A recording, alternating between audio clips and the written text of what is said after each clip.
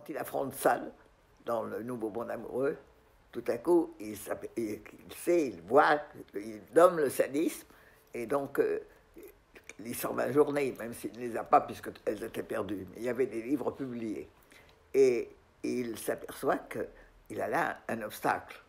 C'est l'envers, c'est comme si c'était l'envers de sa théorie. Et il affronte les manies ou perversions, on dit.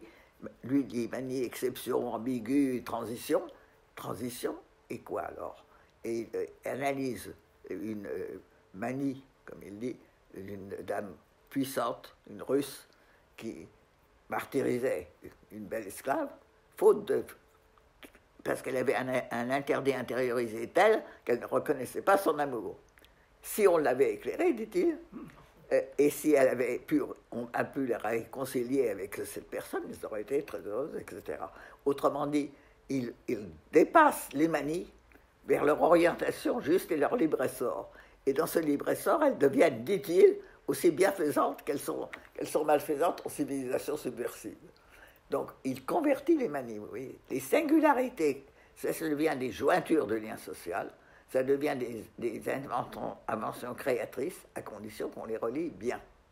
Et c'est là où il donne tout à coup sa propre manie, qu'il découvre un jour, dans une scène, dit-il, où il était acteur, pas seulement voyeur, acteur.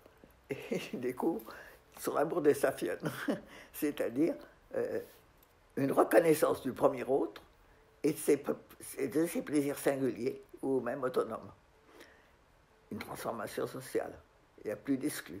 Il n'y a plus de gens qu'on bannit parce qu'ils sont soi-disant pervers. Il s'agit simplement de relier cette perversion à son libre essor et à son plein essor. Oui, ça c'est une curiosité extraordinaire. Et alors, tout ça sous l'égide de l'amour, vous voyez, mais un amour qui, tout à coup, n'est plus l'ascèse chrétienne. C'est la bonne nouvelle chrétienne toujours, mais pas d'ascèse. Autrement dit, de multiples amours, le cas échéant, successifs ou simultanés. Oui, et il a une manie des typologies et des listes pour essayer de faire comprendre les phénomènes. Il classe les gens, voilà, les amours, les femmes. C'est voilà, incroyable. Et les plus grandes singularités peuvent être converties. C'est ça. Mais alors du coup, est-ce que... L'amour reste la plus belle des passions. Hein. Elle est multiple, elle est changeante, mais c'est la plus belle des passions. Mais est-ce qu'on peut parler avec cette... Il a mis fin à cette hémiplégie entre l'esprit et la chair, si j'ose dire. Est-ce qu'on peut parler chez lui de sexualité spirituelle? Oui, parce que la sexualité, c'est un humus sur lequel poussent toutes les grandes idées.